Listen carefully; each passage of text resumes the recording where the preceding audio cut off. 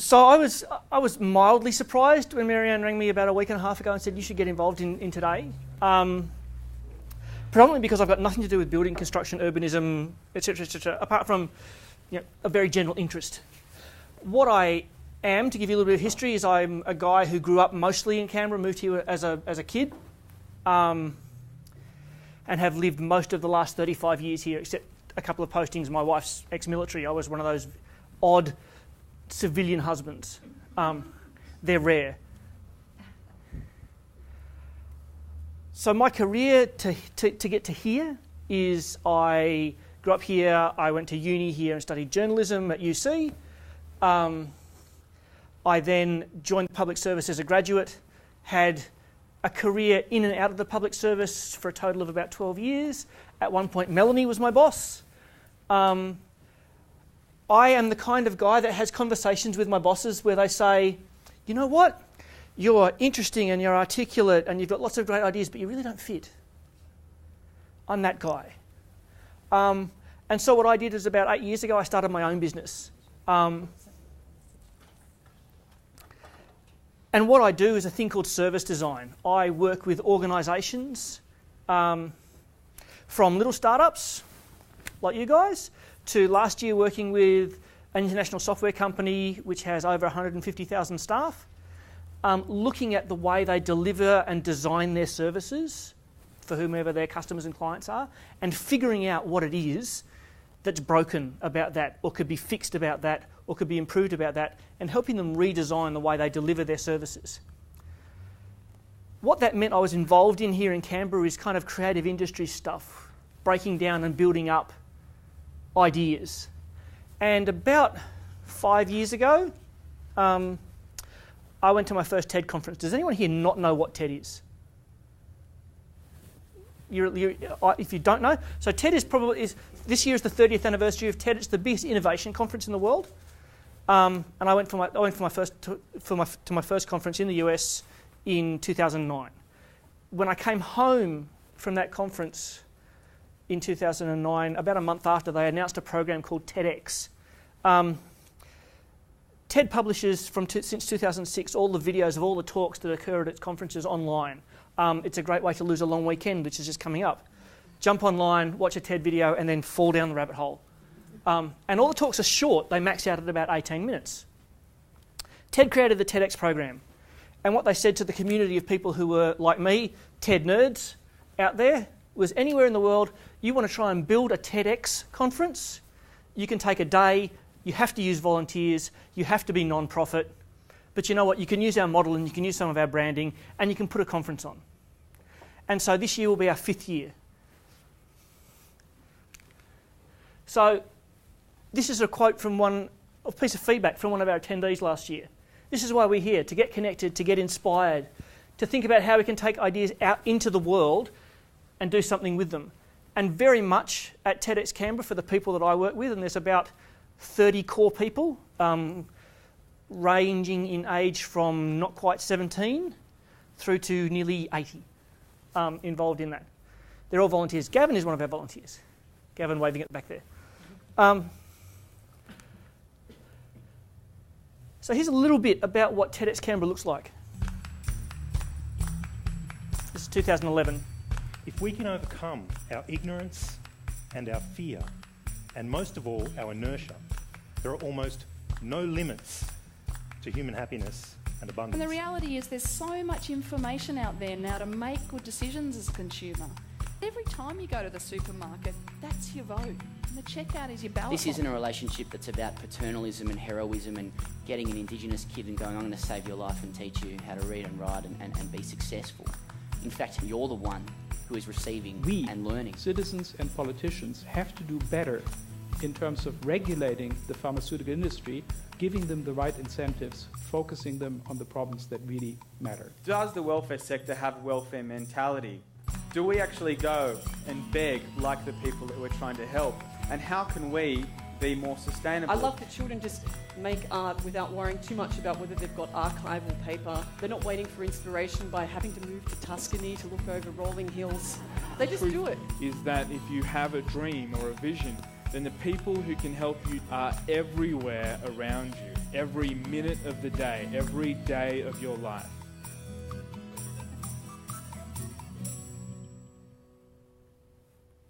So what we do every year, all these volunteers that work with me, so we put last year was about 3,500 hours over a year to put together a show with about 20 presentations on stage over a day.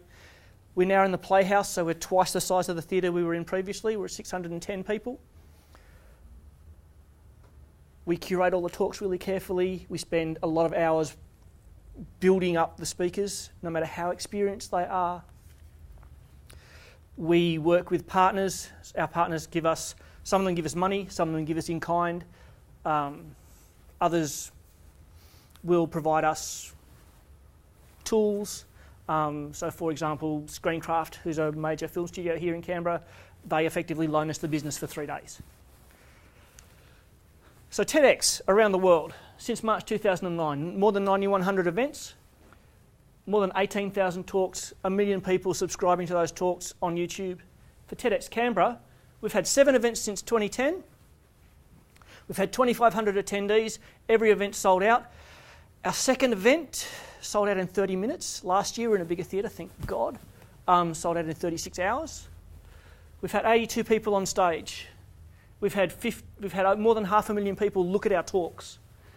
It's 100% non-profit and 100% volunteer run.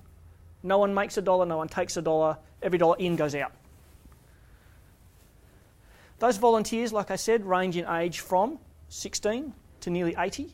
They're everything from high school students to retirees, to federal cops, to public servants, to small business owners, to academics, to students at university, all sorts of stuff. Here's last year's numbers. 615 attendees, not quite 60% female attendees in the audience. 96% of them quite liked what we were doing. 73% of those people came to learn something new. A quarter of those people came from outside of Canberra. We talk about Canberra being this sort of dull grey cardigan-wearing town. 150 people shipped themselves and or their families in for the weekend.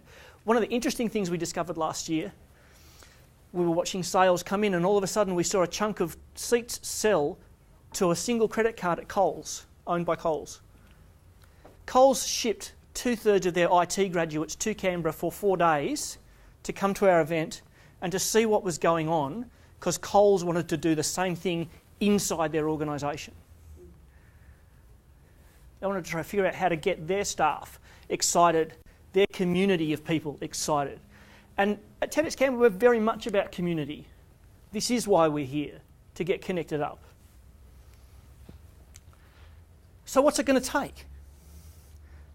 Not just for TEDx Canberra, but to take the kind of thing that TEDx Canberra wants to be, which is about getting ideas, particularly local ideas, into the minds of our community, taking it to a place where somebody can do something about it, somebody can make a change. Well, what's it going to take? Well, it's going to take a community. And we have a growing community, and pretty much anybody who wants to activate the way we are can do that. It's not terribly hard. It means you reduce the number of hours you watch Housewives of Beverly Hills. That's not a bad thing. Our community is interesting. One of the things a lot of TEDx events elsewhere in the world do is curate their audience. They pick and choose. We deliberately don't pick and choose. We think Canberra's interesting enough. We think Canberra's diverse enough. And when you look at our audience staring out at them from the stage, you really do see that diversity is there. We get everything from teachers bringing along their 5th and 6th grade students through to folk who go bowling with my dad. And we also make sure that our places are accessible to less advantaged people. We make sure that there's a certain chunk of our space available to those who can't afford to pay. We make sure that every teacher that registers and pays for a place can bring 2 students for nothing. And we do that very, very deliberately. It's about spreading, it's about breadth. We've managed to sell out every event, and so our problem is not bums on seats. And for a community like Canberra, it will never be bums on seats. You'll always get enough people to turn up to something to be interested. But it's about diversity. Having these guys be told, come and sit in here today, is actually probably a really good thing. You guys are a little bit reticent early on to add into the conversation. But you know what? There's as much going on in your skulls as any of these people with 30 years of work experience. And probably more. And probably different. Yeah. Barbara works with undergrads and postgrads, and I worked with undergrads at UC last year. Sorry? My students keep me young. Hell yes. Community. The thing that I've found as a 35-year Canberran is that there's a great community here. There's always somebody interested in what it is that you're doing.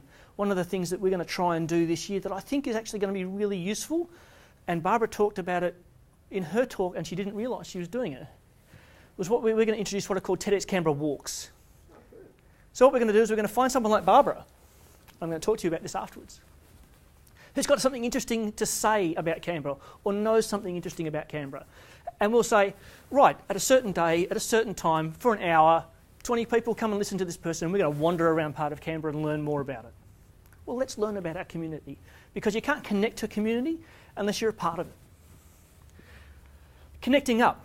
I don't know how many of you are long-term Canberrans, but the Canberra problem to me is connecting up. There's little groups of people doing stuff everywhere and they don't know about each other. The bonsai guys don't know about the gardening guys, don't know about the urban planning people, don't know about whatever. They don't connect up. One of the things that we've managed to do with TEDx Canberra, because we're so multidisciplinary, we have artists, we have circus performers, we have Nobel Prize winners, we have urban designers, we have Indigenous leaders, we have whatever, come and talk to our audience, is that we connect up the different bits of those communities so that they learn about each other.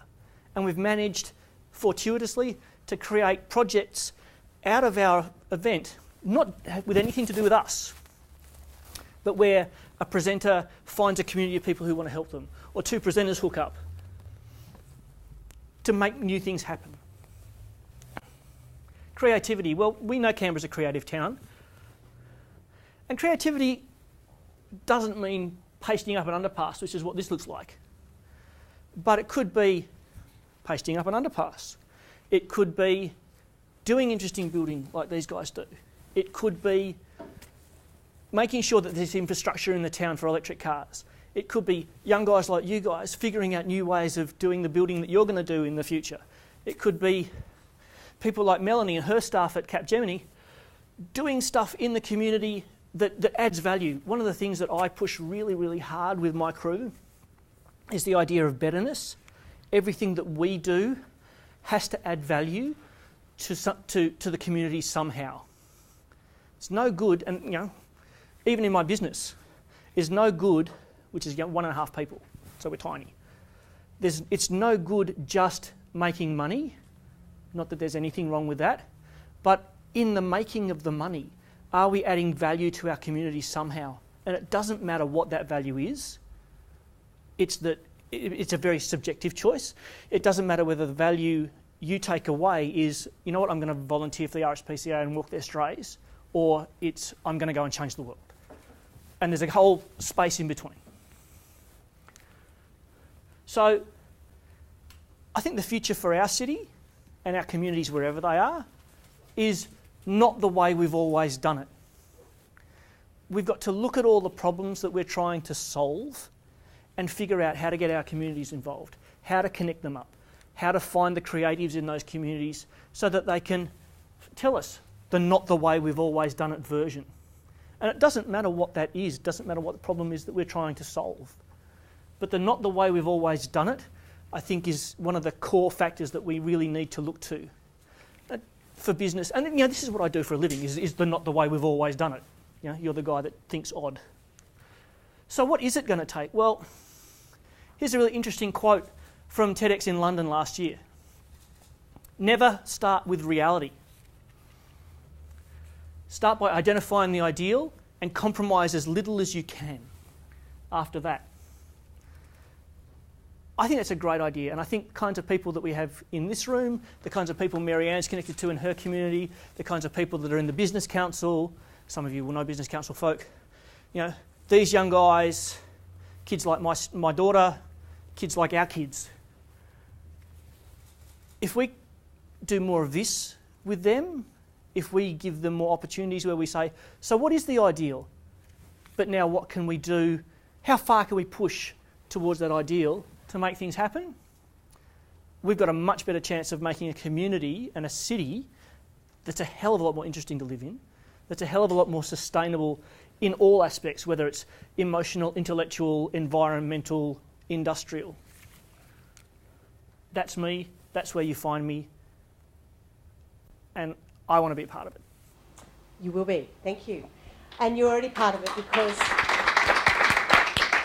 Steve got me to be a TEDx speaker, and if you go to my website, 2011. MaryAnnWaldron.com, you'll see in that I actually said, the last thing I said, what would you do to help Canberra? And Charles Landry was one of the people we spoke about. So really, you didn't realise that you all have all been on my own personal journey of trying to find out what we can do to help Canberra.